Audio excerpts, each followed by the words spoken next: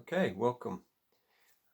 Today I wanted to offer some reflections about the mother wound and just how that relates into boarding school and how that might show up in adulthood. Okay, thank you. So welcome. Last week, Thursday through till Sunday, I was off on the first coming home retreat, which was for ex-boarders, and we filmed it. So it's for the documentary Boarding on Insanity. It was amazing, really great, very powerful. What an amazing group of people. Hugh Newton and Debbie Beauchamp were running it, and it was just really, really powerful. So I will update more about that over the coming weeks. But while I was on the retreat, there was a reflection about this idea of the mother wound, and it really kind of sat within me. And I realized that because when I arrived at boarding school, suddenly I didn't have my mother there. Suddenly it was almost like I'd been searching my whole life, and it was like really big insight that I've still been looking for my mother, and how that manifests is in other women. And one of the participants talked about this idea of the distant mother. So when we were in these schools, it was always the case that the mother was distant.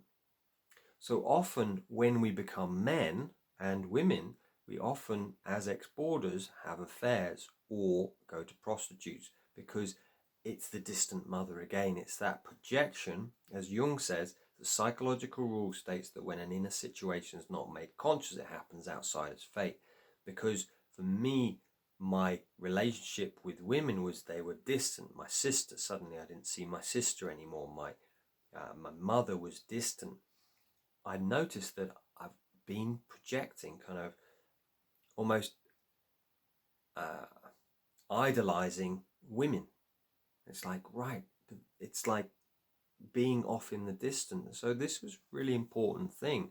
And I'll read a few quotes, but one of them is from Joy Schaverie's book.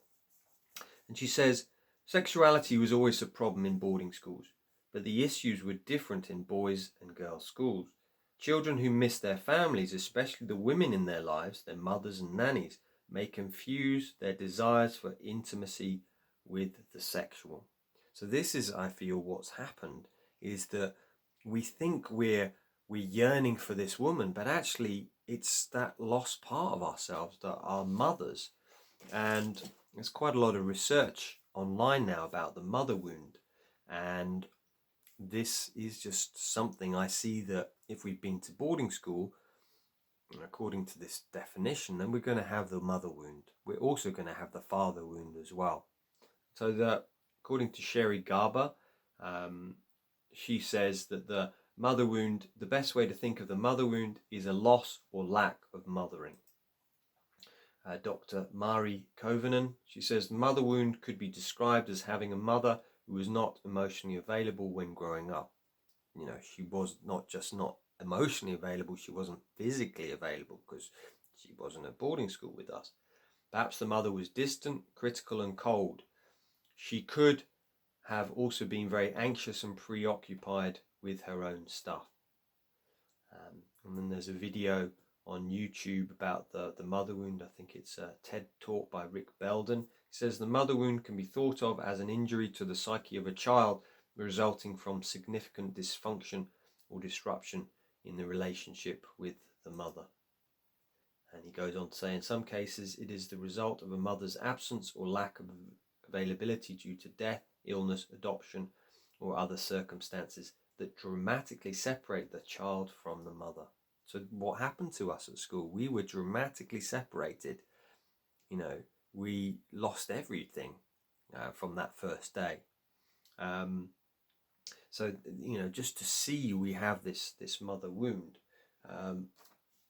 Something else I wanted to say, so what I noticed as well is that as we're growing up, if we're in a securely attached family, we grow up till we're 18, we're around our mother and father all the time, and therefore we internalize them. We have a representation of what is masculine, what is feminine within us.